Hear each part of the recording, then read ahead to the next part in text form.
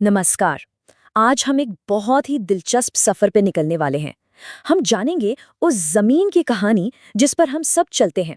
पैरों के ठीक नीचे जो है, उसकी अविश्वसनीय कहानी। रोजमर्रा की जिंदगी में हम चट्टानें देखते ही हैं, है ना? कभी कठोर पत्थर के रूप में तो कभी मुलायम रेत बनकर। लेकिन इनकी असलियत, इनकी कहानी, वो आग, पानी और समय की एक जबरदस्त दास्तां है। तो सबसे पहला सवाल यही उठता है कि आखिर ये चट्टानें बनी कैसे? चलिए, इसी सवाल के साथ अपनी कहानी की शुरुआत करते हैं। तो चट्टानों की कहानी का जो पहला चैप्टर है वो शुरू होता है पृथ्वी के एकदम अंदर, जहां बेहिसाब गर्मी है। नाम से ही अंदाजा लग जाता है ना? आग्नेय मतलब आग से जुड़ा हुआ। और ये चट्टानें पिघले हुए पदार्थ से बनती हैं, बिल्कुल आग की तरह। प्रोसेस सुनने में बड़ा सिंपल लगता है, लेकिन ये बहुत पावरफुल है। यही वो प्रक्रिया है जो हमारे ग्रह की ऊपरी परत यानी क्रस्ट की नींव रखती है। सब कुछ उस पिघले हुए मैग्मा से ही शुरू होता है। 2/3 मतलब हमारी पृथ्वी की ऊपरी परत का बहुत बड़ा हिस्सा इन्हीं चट्टानों से बना है।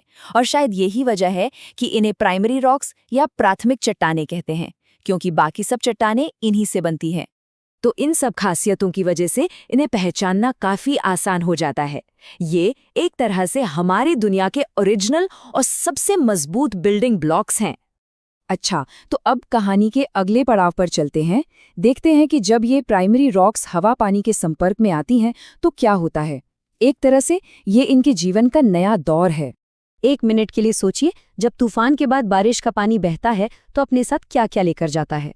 मिट्टी, छोटे छोटे कंकड़, पत्ते। बस यही चीज जब हजारों लाखों साल के स्केल पर होती है तो चट्टानों के साथ भी ऐसा ही होता है। और यही लेयरिंग यानी परत दर परत जमने की प्रक्रिया इन अवसादी चट्टानों की सबसे बड़ी पहचान है। ये बिल्कुल एक किताब के पन्नों की तरह है, जहां हर परत में समय का एक हिस्सा कैद हो जाता है। तो अब दोनों में फर्क बिल्कुल साफ है ना? एक चट्टान जो आग से पैदा हुई और दूसरी जो पुराने चट्टानों के टुकड़ों से मिलकर बनी है। तो सबसे जरूरी बात यह है कि इन चट्टानों में पृथ्वी पर जीवन का पूरा इतिहास दबा हुआ है। और सिर्फ इतना ही नहीं, वो सारे कीमती संसाधन जैसे कोयला और तेल जो हमारी आज की दुनिया को चला रहे हैं, वो भी इन्हीं में मिलते हैं। चलिए, अब इस कहानी के सबसे ड्रामेटिक हिस्से पर चलते हैं, और वो है बदलाव यानी ट्रांसफॉर्मेशन। यहाँ एक बात समझना जरूरी है। पुरानी चट्टान पिघलती नहीं है, बल्कि वो जबरदस्त गर्मी और दबाव से पूरी तरह बदल जाती है। उसका स्ट्रक्चर, उसका रंग, उसकी बनावट, सब कुछ नया हो जाता है। इसको समझने का एक बहुत अच्छा तरीका है ईंट बनाने का प्रोसेस। जैसे गीली मिट्टी को पहले दबाया जाता है, यानी प्रेशर दिया जाता है, और फिर उसे भट्ठी में पकाया जाता है, यानी हीट दी जाती है। बस चट्टानों के साथ भी कुछ ऐसा ही होता है, लेकिन बहुत बड़े स्केल पर। और ये बदलाव वाकई कमाल के होते हैं।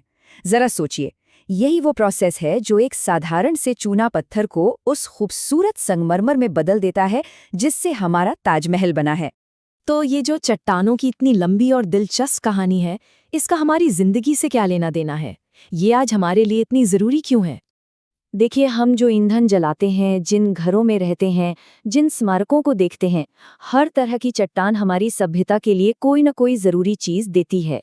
तो अब जब भी कोई पत्थर, कोई पहाड़ या कोई चट्टान दिखे, तो याद रखिएगा कि उसके पीछे एक कहानी है। या तो आग की, या फिर परत दर परत जमे हुए इतिहास की, या फिर एक जबरदस्त बदलाव की।